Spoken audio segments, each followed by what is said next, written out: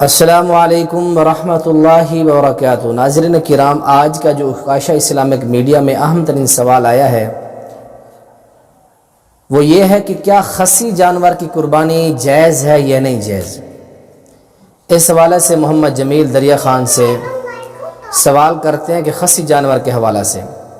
تو ناظرین کرام، خصی جانور کی قربانی کرنا پیارے پیغمبر جناب محمد الرسول اللہ صلی اللہ علیہ وسلم کے عمل سے ثابت ہے۔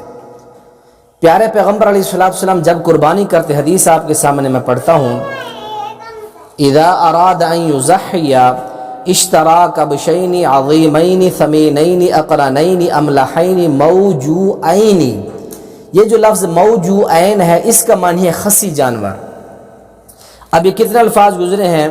اللہ کے نبی جب اراد ان یضحی، قربانی کرنے کا ارادہ فرماتے، اشترا، پیارے پیغمبر جناب محمد رسول اللہ صلی اللہ علیہ وسلم دو موٹے، بڑے موٹے اور اقنانین کا معنی سینگوں والے، دو موٹے اور سینگوں والے جانور پیارے پیغمبر علیہ چت کبرے موجوعینی، خصی جانور اللہ کے نبی علیہ السلام نے قربانی کے لیے آپ السلام نے ذبح کیے۔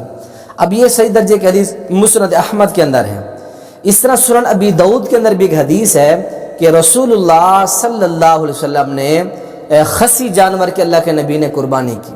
حضرت ابو ہریرہ رضی اللہ تعالیٰ عنہ حدیث کے راوی ہیں، اما جی عائشہ رضی اللہ عنہ بھی گواہی دیتی ہیں کہ پیارے پیغمبر علیہ السلام نے خصی جانور کی قربانی کی۔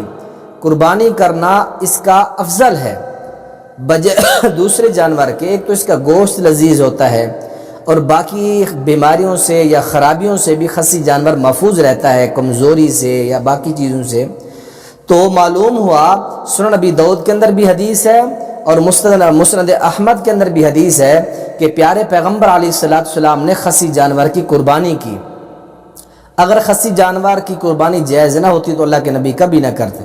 اس سے معلوم یہ ہو کہ قربانی کا جانور، جس جانور کی ہم نے قربانی کرنی ہے، اگر اس جانور کو خصی کیا جائے فائدے کی غرض سے کہ ہم نے قربانی کرنی ہے، یہ جانور کوئی اور خرابی نہ کرے، کمزور نہ ہو جائے، اس کا گوشت لذیذ ہو جائے گا خصی کرنے سے، اگر ان انتفاع کے لیے فائدہ اٹھانے کے لیے اگر یہ مقاصد ہوں، گوشت اچھا ہو جائے، یہ جانور مزید موٹا تازہ ہو، اس کو خوبصورت اور بہترین اور موٹا فربا بنا کے اللہ کے راستے میں ہم نے اس کو قربان کرنا ہے، تو پھر اس کے اندر کوئی مذائقہ نہیں ہے۔